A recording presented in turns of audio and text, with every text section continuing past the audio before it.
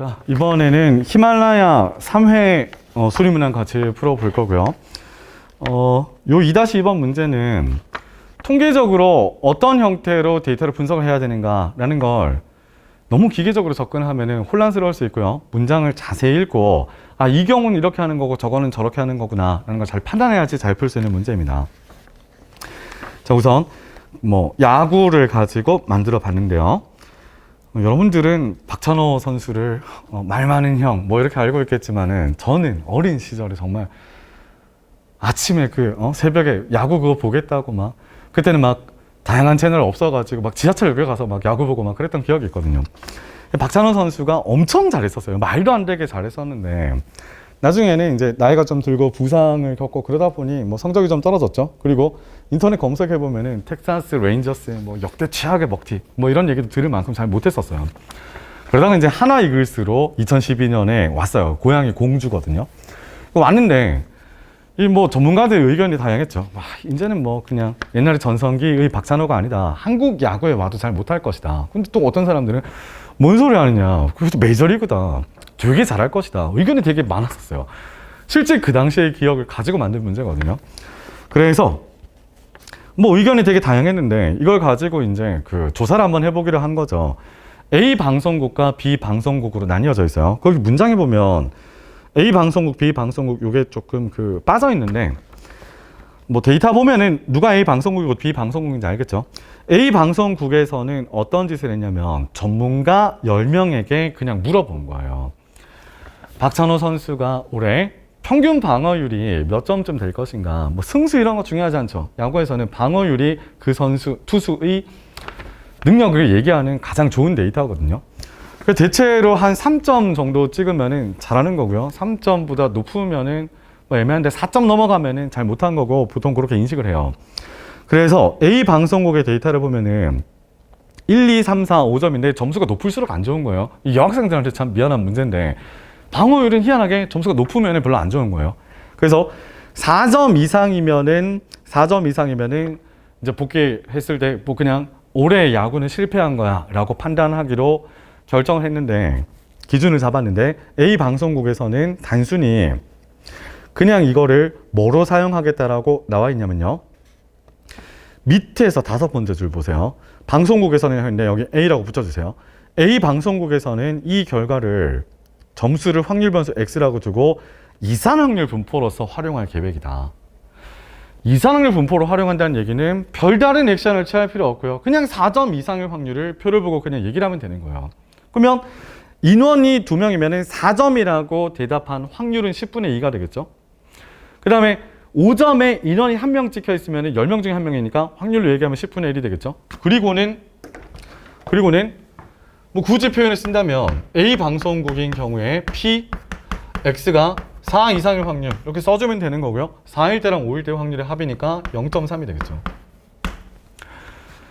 실패할 확률을 0.3이라고 본 거예요. 전문가 집단에서는 실패할 확률을 0.3이라고 본 거고 B 방송국에서는 어떤 걸 했는가? 말이 조금 더 긴데 밑에서 5번째 줄의 끝부분 보세요. 방송국인데 그 앞에 B라고 써주세요. B 방송국에서는 길거리 인터뷰를 통해 16명에게 같은 질문을 하였고 1점부터 6점까지 의견이 나왔는데 점수별 인원은 아래의 표와 같다. 근데 이게 전문가 대상이 아니고 그냥 랜덤하게 그냥 조사를 한 거다 보니까 이걸 있는 그대로 A 방송국처럼 활용하기보다는 얘를 가지고 표본 평균을 구한 다음에 얘를 가지고 정규 근사시킨 분포를 활용할 계획이다 라는 어려운 말을 했죠. 그래서 B 방송국에서는 뭐를 한 거냐면요.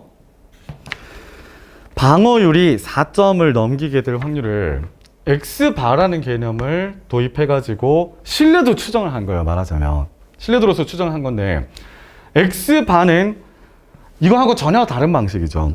1점부터 6점까지의 점수가 있는데 인원은 총 16명이니까 16분의 일단 조사한 데이터를 그냥 더한 거예요. 그러니까 1 곱하기 1, 2 곱하기 1 2점이라고 한 사람 1명, 그 다음에 3점이라고 한 사람 2명, 그 다음에 4점이라고 한 사람 7명,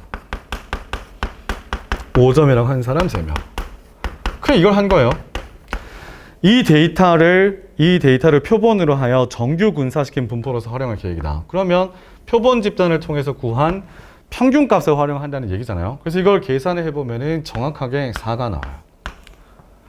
X바가 4가 나와요. 그리고 X바를 가운데에 둔 정규 분포 곡선을 그리는데 표준 편차는 전혀 언급이 안 돼 있죠. 표준 편차는 전혀 언급이 안 돼 있는데 표준 편차를 몰라도 4점 이상일 확률이 얼마인지는 알잖아요.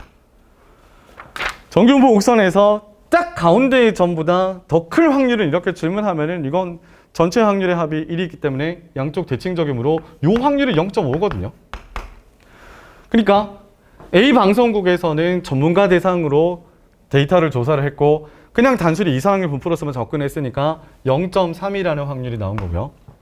B에서는 그냥 표본 조사를 한 거예요. 16명을 통해 가지고 너 박찬호 선수 방어에 얼마 나올 것 같니? 라는 걸 질문해 보니 그 16명의 평균값이 4점이 나오는 거죠. 이걸 바탕으로 이제 신뢰도 추정을 한번 해볼까? 라고 스타트를 한 건데 표준 편차는 없어요. 상관없어요. 왜냐하면 4점이니까. 그래서 4점 이상의 확률이 0.5라고 B 방송국에서는 계산을 했겠죠. 자, 그리고는 어떤 일이 생겼는가? 실제로 2012년이 흐르고 난 다음에 박찬호 선수의 방어율을 보니 4점을 넘긴 거예요. 그러면 실패한 거죠.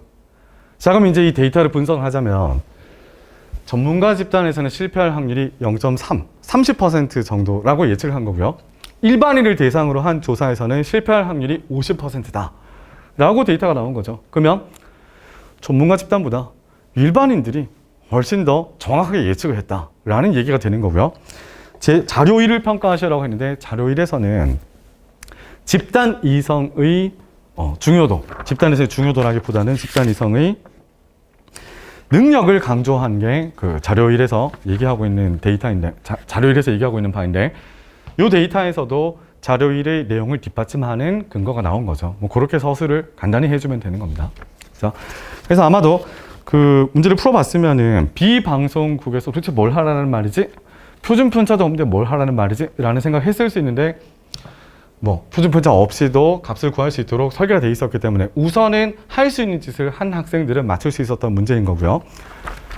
그러니까 한 번씩 연세대학교에서 이런 식으로 문제를 냈었기 때문에 기출문제 분석을 통해서 만든 문제이므로 통계적인 문제가 또 나온다면은 어떤 식으로 해석을 해야 되는가라는 걸 잘 해석하고 풀어야 된다는 걸 명심하고 공부를 하면 됩니다. 네, 수고하셨습니다.